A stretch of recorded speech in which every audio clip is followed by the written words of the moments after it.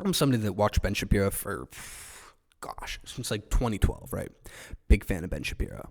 And Ben Shapiro was the guy for a decade plus. He was the conservative in media, standing up to people like Piers Morgan, standing up to Zoe Tur, standing up to anybody in media who was going to question him. All the angry millennial leftist liberals who would progressives who would constantly debate him, and Ben defending his points, making conservatism mainstream. For a long time, it was unpopular to be a conservative. For a long time, conservatism was only something that old people or boomers, essentially, were. It wasn't cool to be a conservative, right? Ben Shapiro made it cool to be a conservative. But ever since October 7th, he has went completely the opposite direction of America first. He's been Israel first. With the firings of Candace Owens, with the weird situation with Brett Cooper leaving the Daily Wire, all because of, notably, both of their outspoken opposition of Israel and what they're doing in Gaza. To when Ben Shapiro just labels all of the people in Gaza animals and says they all need to be eliminated from the face of the earth. I mean, he legit said this.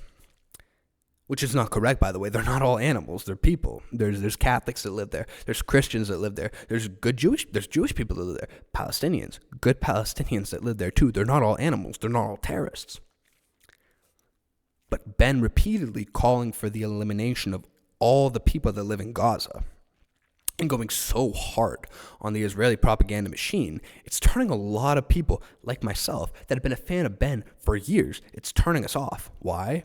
Because this is not what we signed up for. This is not who we decided to follow for a decade plus. You know what I mean?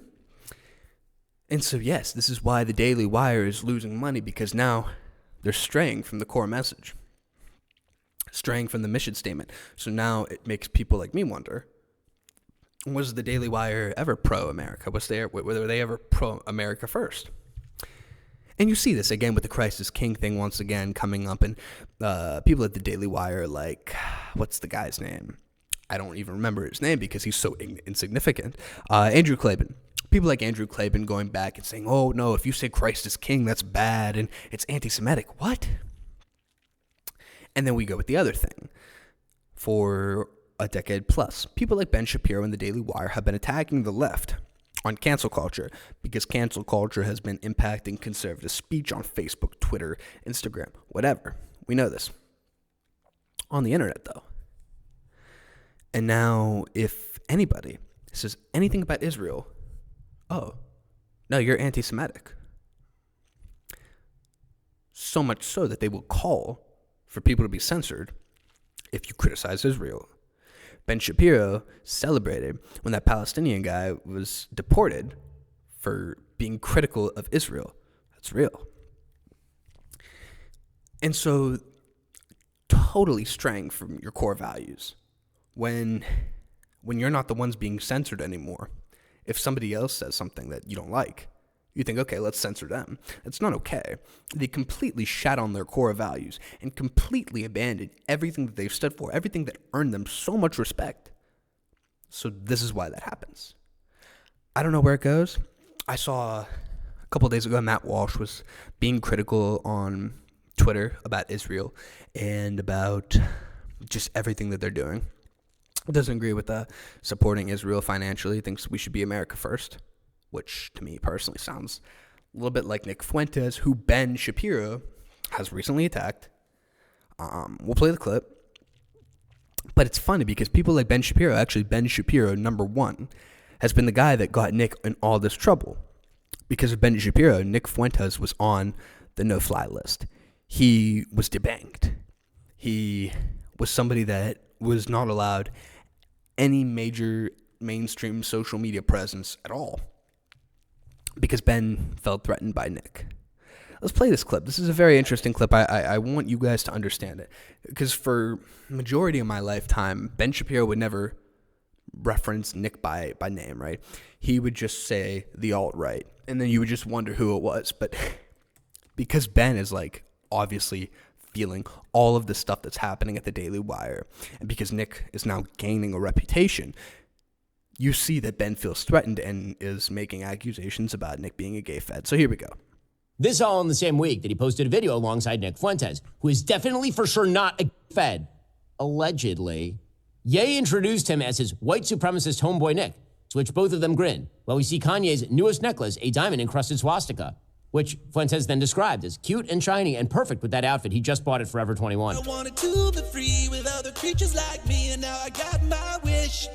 Cause I know that I'm a gay fish, yo. It does seem like even Ye's fans are getting tired of his antics, as the escalating attempts for shock value are receiving diminishing returns. You do have to wonder, though, what will he do next? No, he's not going to stoop that low. This all... Okay, so he finally referenced Nick by name. Cool, whatever. Guys, it's not looking good for them, though. At the Daily Wire, we did a video on this a while ago, and I'm not going to talk about it for sake of wasting time. But you can look at Ben Shapiro and Candace, right? You look at both of their YouTube channels. Look at the past 50 YouTube videos for Candace. Look at the past 50 for Ben. Candace just passed Ben up in views. I think it's like 55 million for her for the past year. Ben's like 47, 48 million. But the problem is, the Daily Wire, Ben Shapiro leading the Daily Wire, Jeremy Boring leading the Daily Wire, they abandoned their core values. And so this is what happens. Mark my words.